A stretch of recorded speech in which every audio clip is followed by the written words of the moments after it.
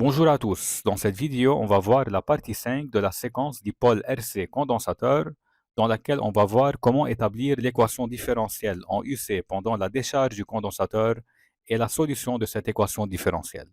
Je vous rappelle que dans la partie 2, on a vu que le circuit à gauche s'appelle circuit de charge car c'est un circuit qui contient un générateur et le circuit à droite s'appelle circuit de décharge car c'est un circuit sans générateur. Donc pour charger le condensateur, il faut placer l'interrupteur dans la position à gauche.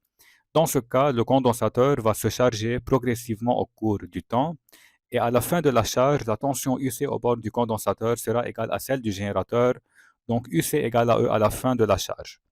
Maintenant, pour décharger le condensateur à travers le conducteur ohmique, il faut placer l'interrupteur dans la position à droite et dans ce cas, le phénomène de la décharge va commencer. Donc, le condensateur va jouer le rôle du générateur. Donc, il va créer un courant électrique I qui sort de son armature positive et les électrons se déplacent dans le sens opposé. Donc, les électrons se déplacent de l'armature négative, qui est l'armature bleue, vers l'armature positive. Donc, au début de la décharge, la tension au bord du condensateur est égale à celle du générateur, car le condensateur est initialement chargé. Et pendant la décharge, UC et Q diminuent, et I aussi diminue. Et à la fin de la décharge, UC, Q et I s'annulent. Donc, on peut dire que lorsque UC s'annule, l'intensité du courant s'annule aussi, et le condensateur s'est totalement déchargé.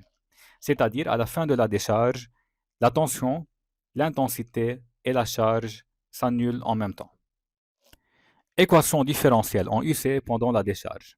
Donc, je vous rappelle que l'équation différentielle en UC, c'est une relation entre UC et DUC sur dt, c'est-à-dire la dérivée de UC par rapport au temps. Ici, dans le circuit, on a un condensateur qui est initialement chargé et qui est branché en série avec un conducteur ohmique de résistance R. Donc, le condensateur à T0 égale à 0, il va commencer sa décharge, il va se décharger à travers le conducteur ohmique. Donc, pour établir l'équation différentielle en UC pendant la décharge, on commence par appliquer la loi d'additivité des tensions. Donc, UAB égale UAC plus UCB. UCB égale à 0 car entre C et B, il y a un fil de connexion. UAB, c'est la tension aux bornes du condensateur, donc UAB égale à UC. Et UAC, c'est la tension aux bornes du conducteur ohmique, donc UAC égale à UR. Alors, on obtient UC égale UR plus 0. Or, d'après la loi d'Ohm, UR égale à R fois I. Donc, on obtient UC égale à R fois I. Or, I égale à moins dQ sur dt. Pourquoi moins?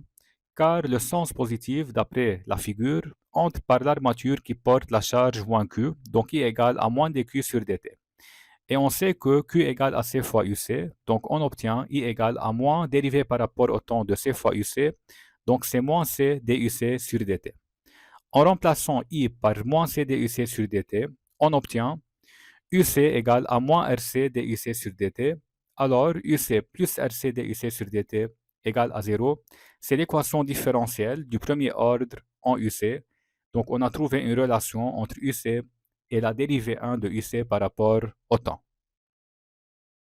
Solution de l'équation différentielle en UC pendant la décharge. Donc ça, c'est l'équation différentielle en UC pendant la décharge. Et cette équation différentielle admet des solutions. La solution de cette équation différentielle peut être de la forme UC égale A plus B exponentielle alpha t, avec A, B et alpha des constantes à déterminer. Donc pour déterminer les constantes A, B et alpha, tout d'abord, on trouve la dérivée de UC par rapport au temps qui est B alpha exponentielle alpha t. Puis on remplace UC et DUC sur dt dans l'équation différentielle.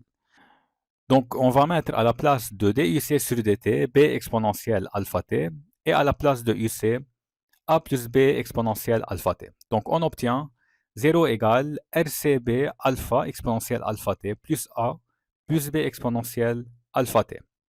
Donc ici, dans ces deux termes, il y a B exponentielle alpha t, un terme en commun. Donc on peut factoriser par B exponentielle alpha t. Alors on obtient 0 égale RC alpha plus 1, B exponentielle alpha t plus A. Avant l'égalité, on a 0 qui est un terme constant. Et après l'égalité, on a deux termes. Un terme variable, car il dépend de t, du temps, plus un terme constant. Donc, par identification, on peut dire que la constante est égale à la constante. Alors, A égale à 0. et le terme variable est nul. Donc RC alpha plus 1 fois B exponentielle alpha t égale à 0. Or, ce terme B exponentielle alpha t est toujours différent de 0. Alors RC alpha plus 1 égale à 0.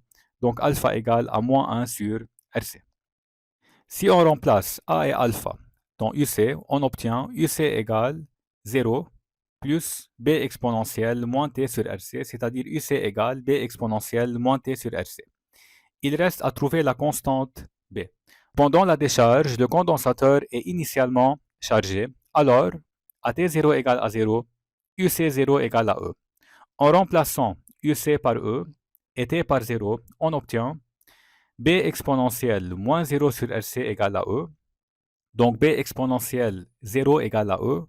Alors B égale à E.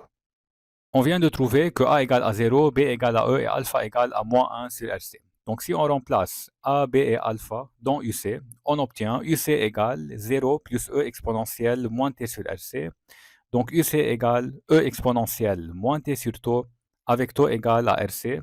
Tau, c'est la constante de temps du dipôle RC. Dans le SI, tau s'exprime en secondes, R en ohm et C en farad.